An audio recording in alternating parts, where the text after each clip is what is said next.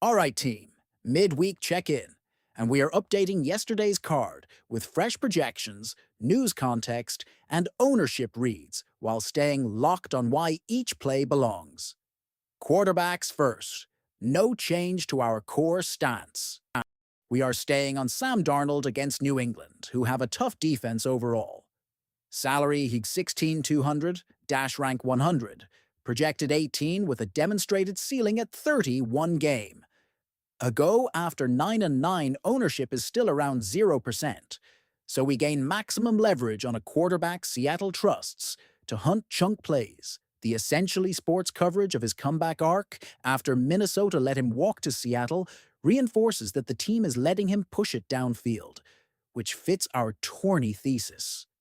We are also keeping Drake May as the direct pivot against Seattle, who have a tough defense overall salary, 16,500, dash rank 99, projected 21 with a steady 22 fantasy points per game, and recent 16, 17, and 19 ownership remains near zero, so he can anchor balanced builds or be the runback in our Seattle Stacks reports that New England are looking to bolster his receiving core, only strengthen the long view.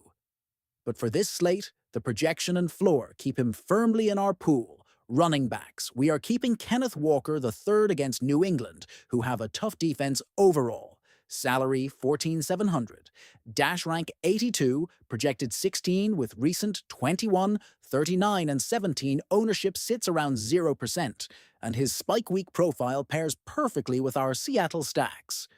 The free agency rumor mill around him and the Seahawks GM pushing back in recent coverage highlight the league's respect for his explosive skill set, which is exactly the volatility we want in tournaments. We are reversing yesterday's New England pivot and moving back to Ramondre Stevenson against Seattle, who have a tough defense.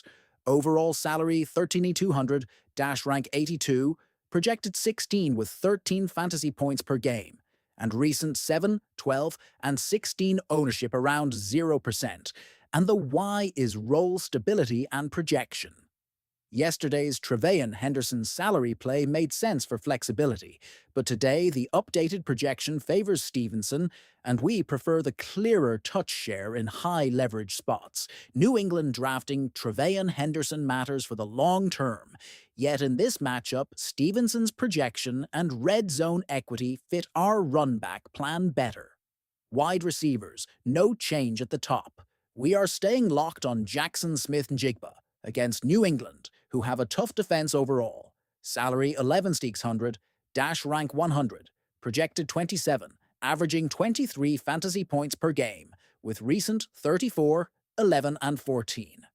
Ownership is still near zero, which is elite leverage on a slate centerpiece.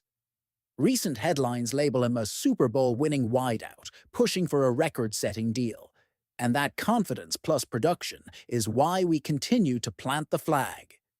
We are changing our secondary Seattle receiver back to Rashid Shaheed against New England, who have a tough defense overall. Salary 6,300, dash rank 92, projected 10 with recent 6, 9, and 1, and ownership around 0%. The why is role fit and correlation. Shaheed's speed creates cheap access to Darnold's splash plays while keeping our stacks unique. Recent coverage calling him one of the unsung heroes and a dynamic special teams playmaker underscores the path to bonus production at this price. Tight ends, we are consolidating to A.J. Barner against New England, who have a tough defense overall. Salary 7,200, dash rank 90, projected 8 with 9 fantasy points per game, and recent 3, 0, and 3 ownership near 0, and the why is simple. He completes Darnold doubles at a modest salary in a condensed passing tree and gives us touchdown access without paying a premium. Post-title coaching churn was noted with Clint Kubiak moving on, but the role signals for Barner in red zone packages remain intact, which is what we are buying. Kickers, no change. We are sticking with Jason Myers against New England, who have a tough defense overall. Salary 8,100, dash rank 60, projected 11 with recent 7, 11, and 8 ownership near 0, and a tough opponent increases drive stalling, which historically boosts field goal attempts. The headlines about his 5 Super Bowl field goals and the MVP chatter capture the ceiling we want in leverage builds.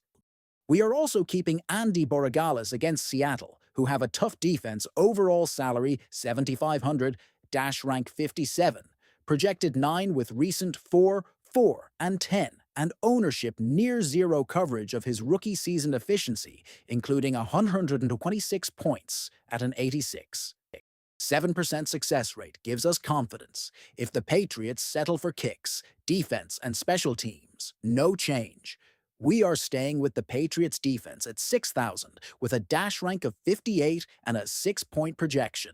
Recent scores of 12, 7, and 5 show consistent production.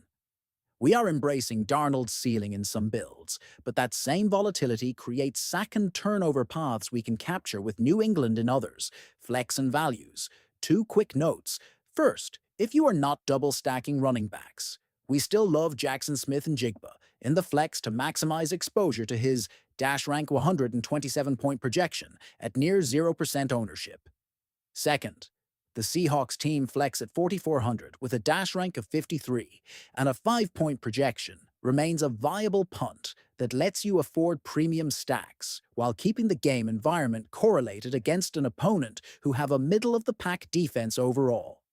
One more value run back for Drake May stacks. Demario Douglas against Seattle, who have a tough defense overall at 4,800 with a dash rank of 58 and a 5-point projection. Ownership is near zero, and the Y is big play potential at salary. Recent reports highlighted his 100-yard breakout and multiple explosive connections with May, so he fits as a low-cost ceiling complement in Patriots doubles. Stacking plan. We are maintaining Seattle stacks built around Darnold to Jackson Smith and Jigba, adding Rashid Shaheed as the preferred double-run backs remain Drake May for premium projection or Ramondre Stevenson for salary-balanced correlation. Lock in the correlation, lean into the low ownership on our Seattle core, and good luck tonight.